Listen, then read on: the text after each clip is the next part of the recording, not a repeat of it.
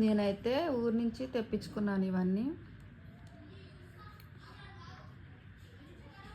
ఇదైతే కూర కారం, ఇవైతే తెల్ల నువ్వులు. ఇక్కడ పొట్టు నువ్వులు దొరుకుతాయి, చేదు అనిపిస్తాయి అన్నమాట. ఇందులో బెల్లం వేసుకుని నువ్వు వంటలు చేసుకోవచ్చు, కూరల్లో వేసుకోవచ్చు. ఇవన్నిటికి పనికొస్తాయని ఈరోజు 3 కేజీలు తెప్పించుకున్నాను. ఇకపోతే ఇదంతా బెల్లం అనమాట. 10 కేజీలు తెప్పించుకున్నా. బెల్లం ఎలా ఉంటుందంటే ఇట్లా ఉంటుంది మొత్తం, కుందిలి బెల్లం.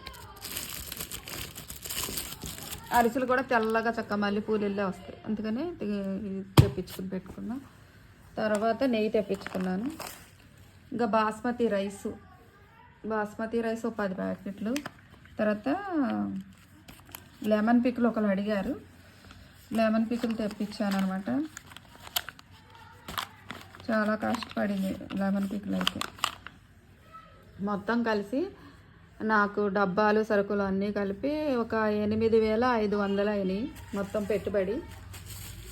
మళ్ళీ పెట్టుబడి పెట్టుకున్నా కొంచెం.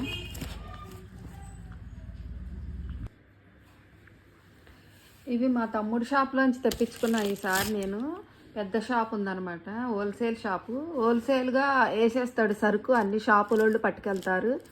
షాపులోళ్ళందరికీ మచిలీపట్నంలో షాపులోళ్ళందరికీ హోల్సేల్గా, మళ్ళీ పెళ్ళిళ్ళకి ఫంక్షన్స్కి మొత్తం హోల్సేల్గా వేస్తాడనమాట.